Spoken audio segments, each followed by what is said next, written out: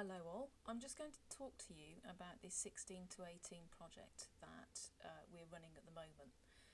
As I'm sure we won't be able to get all of you together, I thought I'd put a series of videos together to help you get very quickly up to speed with what we're trying to do. There are a number of files that I will send to you. The first one is the briefing paper, which is meant to bring you up to speed with what this is all about. So I'm going to open this up and go through it with you. Okay. The initial Kickstart group consisted of me, Abby Smith, Stephanie Carr, Jay Shree, Beverly and Nicola. And the goals were to secure an additional 164 16 to 18 year old students by May 2013. And also to create a feed to improve apprenticeship numbers by another 74 apprenticeships. So it's quite a challenge to do this in year, so we feel that it needs to be project managed. The proposals after the initial Kickstart meeting, where we brainstormed possible options, were to develop broad-based taster programmes for NEETs, or students that actually drop out from A-level programmes from sixth form colleges. And there's an appendix that I can show you in a minute, to start in February in all directorates.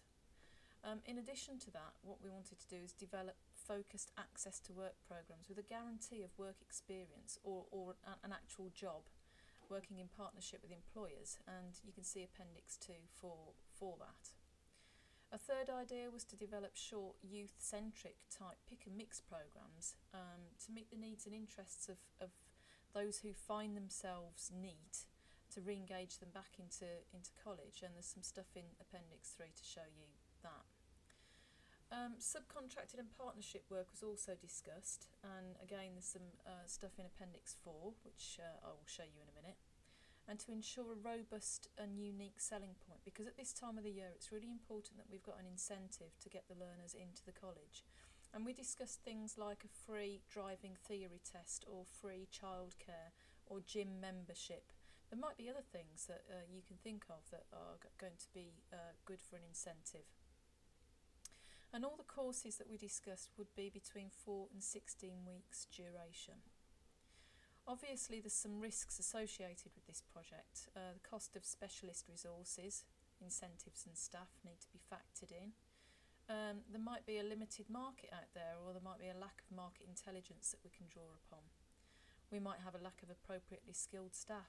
There might be a lack of effective strategic marketing, possibly a lack of time, and one of the biggest ones, of course, is programme funding and eligibility. The suggested targets across the directorates are construction and the skills centre, we're looking at 55 learners, creative industries 60 learners, and academic and professional studies 50 learners, and that's based on numbers. Recommendations are that a budget needs to be agreed by the senior team for this project, and there has been a way of working that out. If you watch the video which shows you the calculator for the provision, that will show you how the budget is being arrived at.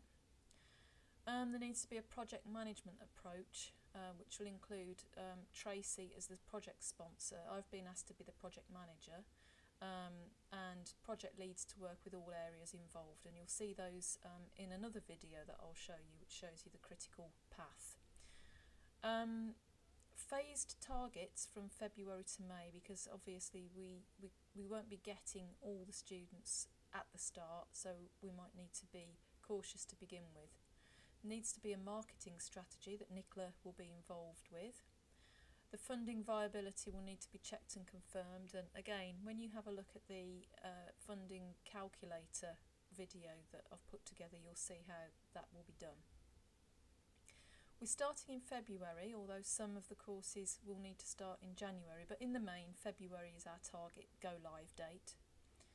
And it's important that this project takes the form of a whole college approach. We'll need to be carefully briefed, and all will need to be involved in order to meet these challenging targets.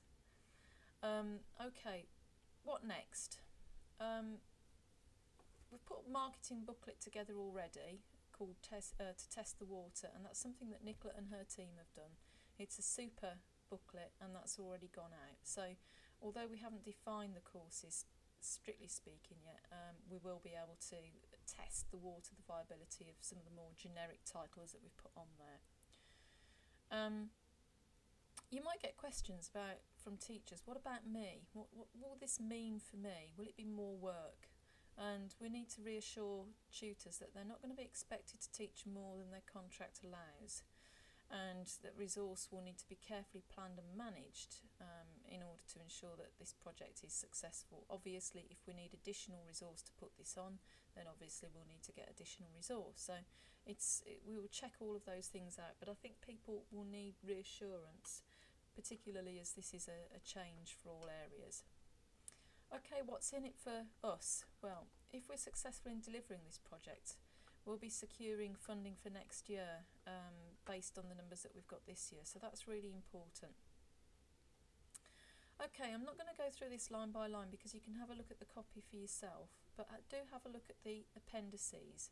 These are the courses that the management team have agreed to give a go to. So it doesn't mean to say that there are courses that you can't put on in addition to this. It's just that if you do come up with any brilliant ideas over and above what we've got here, please let me know so that I can factor it into the actual project itself. Thank you for listening.